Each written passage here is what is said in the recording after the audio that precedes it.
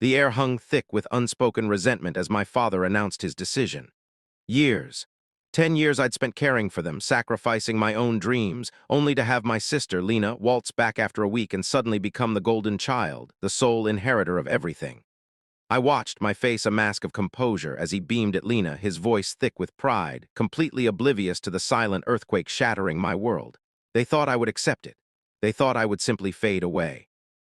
If you have a sister, and she's always been your best friend, subscribe now, because family secrets can be deadly. My name is Lauren, and for the last decade my life had revolved around my parents. It wasn't a burden I resented, not at first. They were getting older, their health was failing, and someone needed to be there. Lena, my younger sister, had always been the adventurous one, the free spirit who chased her dreams across continents. I admired her for it, even as I stayed behind, tethered to our childhood home, managing doctor's appointments, medications, and the endless list of tasks that came with caring for aging parents. I organized their finances, cooked their meals, and listened to their stories, stories I'd heard 1,000 times but always met with a patient smile. I truly believed that family came first, and I was happy, or at least content, to be the one who held us together. There was a quiet satisfaction in knowing I was making their lives easier, that I was providing them with the comfort and care they deserved. It wasn't glamorous, but it was important, and I thought they appreciated it. I thought they saw me. Lena's sudden return was unexpected. A week ago, she'd called, her voice filled with a newfound urgency, explaining that she needed to come home, that she'd been feeling lost and disconnected and needed the stability of family. My parents were overjoyed. They fussed over her, showering her with affection, eager to make up for lost time. I welcomed her back with open arms, genuinely happy to have her home. I envisioned us sharing the responsibilities, working together to care for our parents, maybe even rekindling the close bond we'd had as children. I began showing her the ropes, explaining the intricacies of their medication schedules, the quirks of their daily routines, the subtle signs of their declining health. She seemed attentive, interested, even grateful, or so I thought. The will reading was a carefully orchestrated event, designed to inflict maximum pain. My father, his voice booming with what he clearly thought was profound wisdom, declared that he was leaving everything to Lena. His reasoning: she needed it more. She was starting over, finding her way in the world, and deserved a fresh start. My years of unwavering devotion, my sacrifices, my countless hours of unpaid labor, they were dismissed with a wave of his hand. I felt a coldness spread through me, a numbness that threatened to consume me whole. The injustice of it was staggering.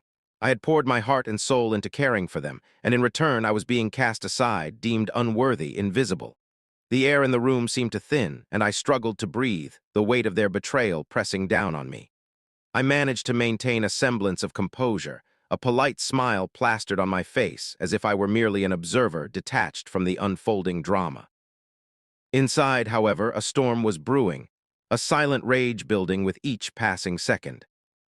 The person I trusted most was my father. He always seemed to value fairness, to appreciate hard work and dedication. He was the one who instilled in me the importance of family, the unwavering loyalty that bound us together. To see him so easily dismiss my contributions, to favor Lena so blatantly, was a wound that cut deeper than I could have ever imagined. It wasn't just about the money or the inheritance. It was about the validation, the recognition, the simple acknowledgement that my efforts had mattered. It was about the feeling of being seen, of being valued, of being loved unconditionally.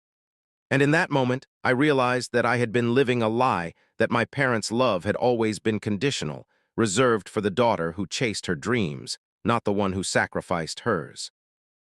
They thought I would accept it. They thought I would simply fade away, disappear into the background like a forgotten photograph. But beneath the surface of my forced smile, a different plan was taking shape.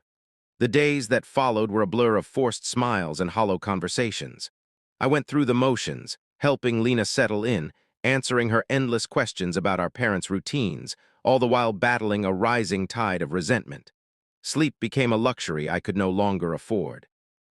Each night I lay awake, replaying the will reading in my mind, dissecting every word, every gesture, searching for some hidden meaning, some explanation for their betrayal.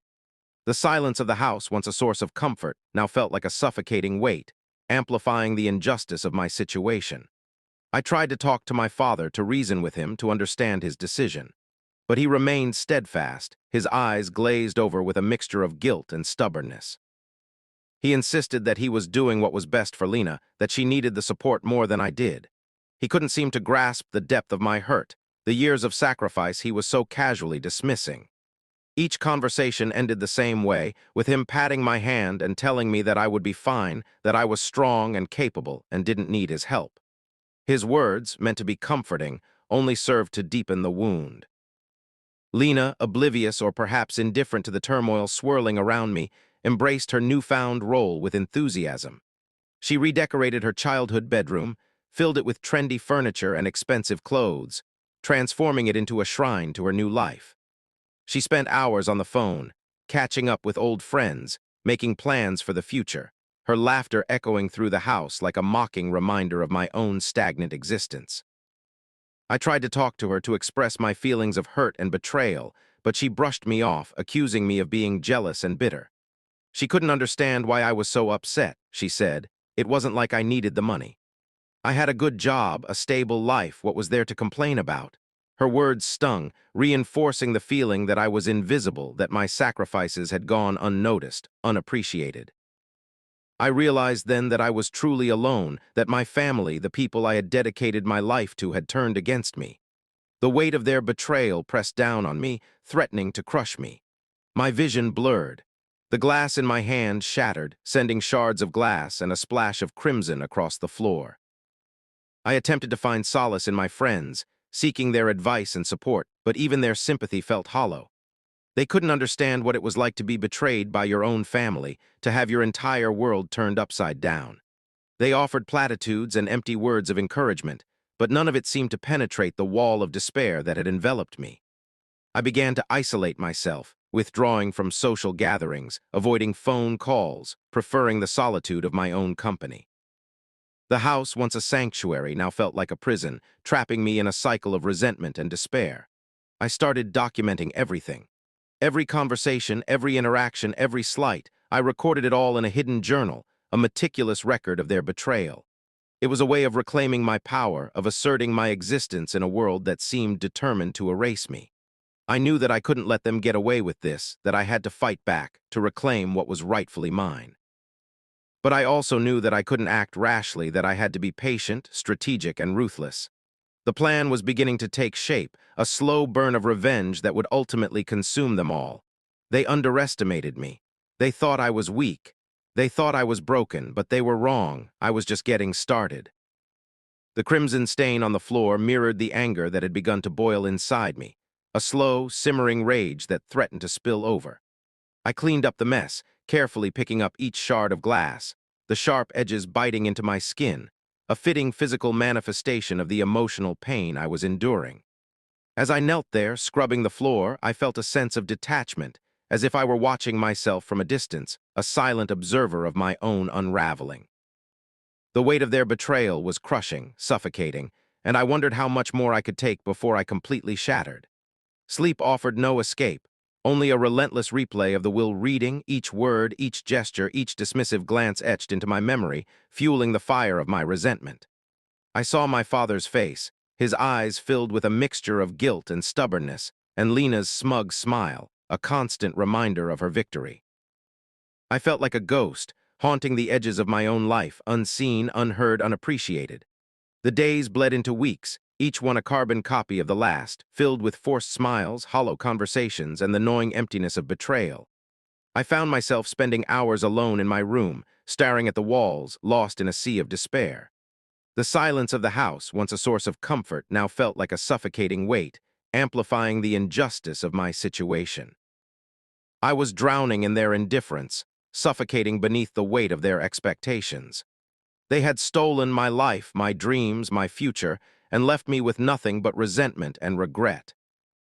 One evening, as I sat alone in the darkened living room, the only light emanating from the flickering television screen, I felt a profound sense of hopelessness wash over me.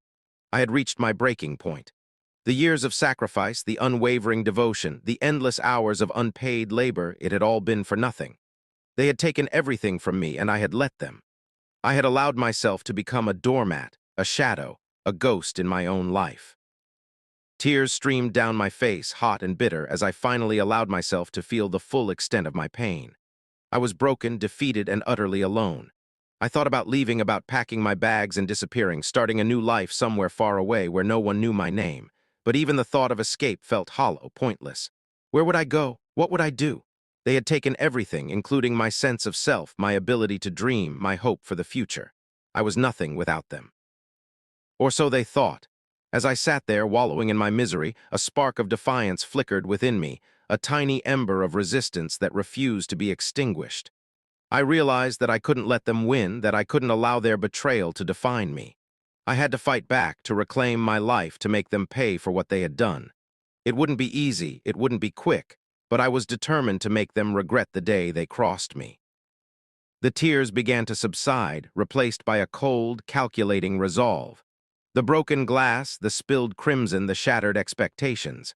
They would all serve as fuel for my revenge. The transition wasn't immediate, but it was profound. It was a subtle shift in perspective, a hardening of my resolve, a quiet determination to reclaim my power.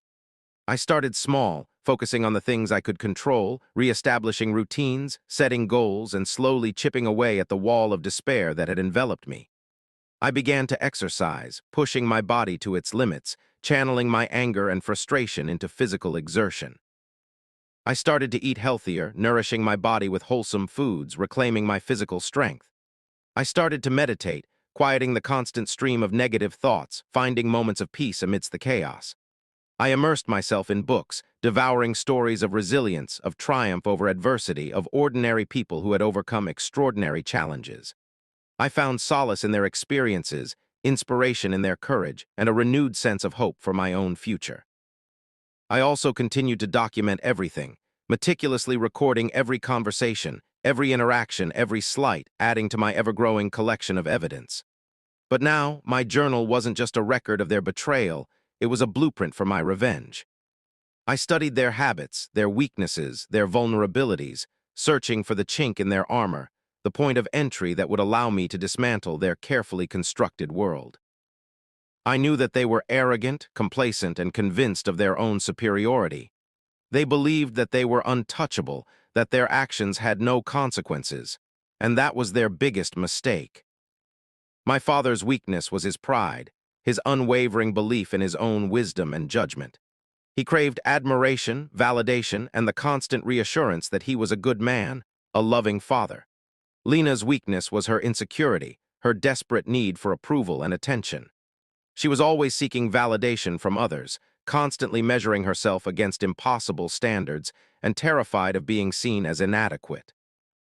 They both shared a common vulnerability, their dependence on each other's approval. They had created a symbiotic relationship, each one feeding the other's ego, reinforcing their shared delusions of grandeur. And I would use that against them. I would exploit their weaknesses, manipulate their insecurities, and dismantle their carefully constructed facade, piece by piece. I would expose their lies, reveal their betrayals, and bring their world crashing down around them. The plan was coming together, slowly, meticulously, like a complex puzzle, each piece carefully chosen, each move strategically calculated. I would be patient, I would be ruthless, and I would not rest until justice was served. They thought I was broken. They thought I was defeated, but they were about to discover that they had underestimated me. The game had just begun. They had made a grave error, and soon they would pay the ultimate price. My silence would be their undoing. I became a ghost in their house, a silent observer, meticulously gathering information. I smiled. I played their game, but I was recording everything. I upgraded the security system ostensibly for their safety, but in reality to have eyes and ears everywhere.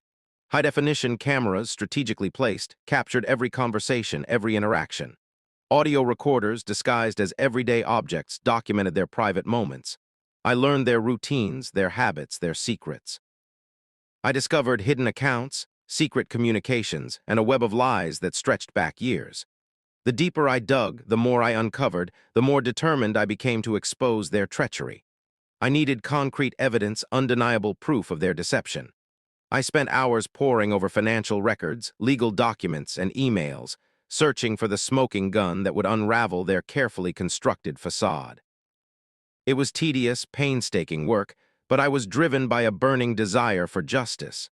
I knew that I couldn't rely on emotions, that I had to present a cold, hard case backed by irrefutable facts. The smallest slip-up could ruin everything. One afternoon, while helping Lena organize some old family photos, I stumbled upon a box of documents that had been hidden away in the attic. Among them, I found a copy of my parents' original will, the one that predated Lena's sudden return. It clearly stated that I was to inherit the bulk of their estate, a testament to my years of service and devotion. The discovery sent a jolt of adrenaline through me, confirming my suspicions that Lena had somehow manipulated my father into changing the will. But how? What hold did she have over him? As I continued to sift through the documents, I found a series of letters, exchanged between Lena and a shady lawyer, discussing ways to contest the original will and transfer assets into her name. The letters were filled with legal jargon and veiled threats, but the underlying message was clear. Lena was willing to do whatever it took to get her hands on the inheritance, even if it meant betraying her own family. I carefully photographed each document, making sure to capture every detail, every signature. This was the smoking gun I had been looking for. This was the proof I needed to expose their scheme. But I couldn't act too quickly. I needed to ensure that I had all my ducks in a row, that I had a solid legal strategy in place before I made my move. I contacted a lawyer, someone I trusted implicitly, someone who wouldn't be swayed by my father's influence or Lena's charm. I showed him the evidence I had gathered, the hidden cameras, the audio recordings, the letters, the original will. He was stunned by the scope of their deception, but he was also impressed by my meticulous planning and unwavering determination. He assured me that we had a strong case, that we could challenge the validity of the current will and expose Lena's fraudulent activities. But he cautioned me to be patient, to wait for the right moment to strike. We needed to gather more evidence, to build an airtight case that would withstand any legal challenges. He suggested hiring a forensic accountant to trace the flow of funds between my parents' accounts and Lena's, to uncover any hidden transactions or suspicious activity. I agreed. Every detail mattered. The forensic accountant's report was damning. It revealed a pattern of suspicious transactions, large sums of money being transferred from my parents' accounts to shell corporations controlled by Lena. The accountant also discovered that Lena had been siphoning funds from my parents' accounts for years, using various fraudulent schemes to conceal her activities. The evidence was overwhelming. We now had concrete proof that Lena had not only manipulated my father into changing the will, but had also been systematically defrauding my parents for years. The lawyer advised me to contact the authorities, to report Lena's crimes to the police. But I hesitated. I didn't want to involve the police, not yet. I wanted to handle this myself, to expose their treachery in a way that would inflict maximum damage. I wanted them to suffer the consequences of their actions, to lose everything they had gained through their lies and deceit. The authorities would get involved, but on my terms. There were close calls, moments when I thought my plan might be exposed. Lena, growing increasingly suspicious of my behavior, began to snoop around my room, searching for evidence of my betrayal. One night I caught her red-handed, rummaging through my desk, her eyes wide with panic. I feigned surprise, pretending to be oblivious to her true intentions. I asked her what she was doing, and she stammered out a pathetic excuse about looking for a lost earring. I played along, acting as if I believed her, but inside I was seething with rage. Her desperation only confirmed that I was on the right track, that my plan was working. I knew that it was only a matter of time before she cracked, before her carefully constructed world began to crumble. The anticipation was almost unbearable. I could feel the moment of truth drawing near, the moment when I would finally unleash my revenge. They thought I was weak, that I was broken. They were about to learn just how wrong they were. The discovery of their weakness wasn't a sudden revelation, but a slow, creeping realization that solidified with each piece of evidence I unearthed. It wasn't just their dependence on each other's approval or their insatiable greed. It was their arrogance, their unwavering belief in their own superiority. They genuinely believed they were untouchable, that their lies and deceit would never be exposed. This arrogance made them careless, sloppy, and ultimately vulnerable. I saw it in the way they spoke about others, the dismissive glances they exchanged, the thinly veiled contempt they held for anyone they deemed beneath them. They thought I was one of those people, a pathetic, broken shell of a person who would never dare to challenge their authority. That was their fatal mistake. To exploit their arrogance, I needed to create a situation where they felt completely in control, where they believed they had all the power. I needed to lure them into a trap, a carefully constructed scenario that would expose their treachery to the world. The plan began to crystallize in my mind, a daring, audacious scheme that would require meticulous planning and flawless execution. It was risky, but the potential reward was well worth the gamble. I knew that I couldn't afford to make any mistakes, that I had to anticipate their every move, to outwit them at every turn. The game had entered its final stage, and I was determined to win. The key to my plan was a seemingly innocuous family dinner, a carefully staged event designed to lull them into a false sense of security. I suggested it, pitching it as an olive branch, a way to mend fences and move forward after all the recent tension. I even offered to cook, something I hadn't done in years, knowing that it would appeal to my father's sentimental nature. Lena, of course, was immediately suspicious, her eyes narrowed with skepticism. But she couldn't object without appearing petty and vindictive, so she grudgingly agreed. The stage was set. I spent days preparing for the dinner, meticulously planning every detail from the menu to the seating arrangement. I chose dishes that my father loved, classic comfort foods that would evoke feelings of nostalgia and warmth. I even dug out his favorite tablecloth, the one his mother had embroidered years ago, adding another layer of sentimental appeal. I wanted him to feel relaxed, comfortable, completely at ease. Meanwhile, I was rigging the house. The high-definition cameras, usually hidden, were now in plain sight, strategically positioned to capture every angle of the dining room. The audio recorders, disguised as decorative objects, were placed on the table, ensuring that every word would be recorded with crystal clarity. I even went so far as to tamper with the lighting, creating a warm, inviting atmosphere that would further disarm them. On the day of the dinner, I was a whirlwind of activity, flitting around the kitchen, pretending to be the dutiful daughter, the peacemaker, the one who just wanted to bring the family together. I greeted my father and Lena with a warm smile, ushering them into the dining room, where the table was set with meticulous care. The aroma of the food filled the air, a tantalizing blend of savory and sweet that was designed to whet their appetites and lower their defenses. As we sat down to eat, I launched into a series of light-hearted anecdotes, reminiscing about happier times, sharing funny stories from my childhood. I avoided any mention of the will, the inheritance, or any of the other issues that had caused so much friction between us. I wanted them to forget their suspicions, to let their guard down, to believe that I had truly forgiven them. My father, predictably, lapped it up, basking in the attention and praise. Lena remained wary, her eyes darting around the room, as if searching for some hidden trap. But even she seemed to relax as the evening progressed, lulled into a false sense of security by the warm atmosphere and the flow of conversation. After dinner, as we lingered at the table, sipping coffee, I casually steered the conversation towards the topic of family history, asking my father about his childhood, his parents, his early struggles. I knew that he loved to talk about himself, that he couldn't resist the opportunity to share his wisdom and experience. And as he talked, I subtly guided him towards the subject of the will, asking him about his intentions, his reasons for making the decisions he had made. He hesitated for a moment, his eyes flickering nervously. But then, emboldened by the wine and the comfortable atmosphere, he began to explain, carefully crafting a narrative that painted him as the victim of circumstance, a well-meaning father who had only wanted what was best for his family. He spoke of Lena's charm, her intelligence, her unwavering support. He hinted at my own shortcomings, my lack of ambition, my supposed inability to manage the family's affairs. He portrayed himself as a benevolent patriarch, making difficult choices for the greater good.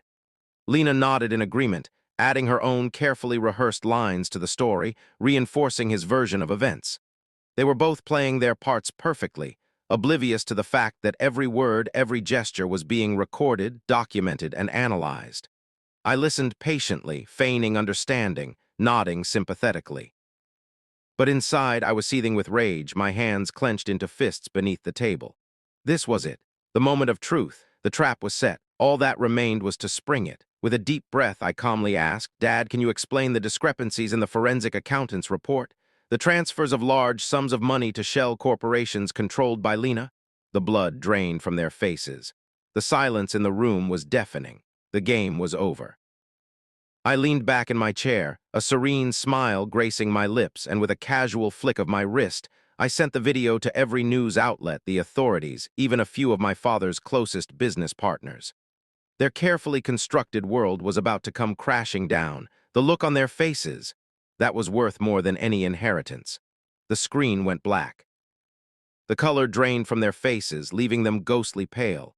My father stammered, attempting to deny the irrefutable, but the words caught in his throat like ash. Lena, ever the pragmatist, shifted gears, her eyes darting around the room, calculating her next move. "That accountant is mistaken," she declared, her voice trembling despite her best efforts. "Those were legitimate business transactions, investments for our future." But the lie hung in the air, thin and transparent. The high-definition cameras captured every twitch, every flicker of deceit in her eyes. The audio recorders preserved every stammer, every false note in her voice. I simply raised an eyebrow, a silent challenge, and gestured to the television screen mounted on the wall. A live news broadcast flickered to life, displaying the damning video footage of their confession, their treachery laid bare for the world to see. Headlines screamed across the screen. "Local businessman exposed in fraudulent scheme. Family fortune built on lies. Will controversy rocks prominent family." The reporters were already swarming outside the house, their cameras flashing, their microphones poised to capture every moment of the unfolding drama. Their world, their carefully constructed facade, was crumbling before their very eyes. My father slumped back in his chair, defeated, his face etched with despair. Lena, her composure finally shattered, unleashed a torrent of rage, screaming accusations and threats. She lunged across the table, her fingers outstretched, attempting to silence me, to stop the broadcast, to somehow undo the damage. But it was too late. The truth was out. The fallout was swift and brutal. My father's business empire, built on decades of hard work and dedication, began to unravel overnight. His business partners, horrified by the revelations, severed ties. His investors pulled out, and his reputation was irreparably damaged. He was forced to resign from his position, his name forever tarnished by the scandal. Lena, stripped of her ill-gotten gains, faced criminal charges for fraud, embezzlement, and conspiracy. The authorities seized her assets, froze her bank accounts, and launched a full-scale investigation into her financial dealings.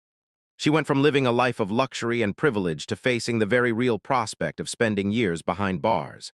Their social circle, once so welcoming and supportive, turned its back on them, ostracizing them from their exclusive clubs and social gatherings.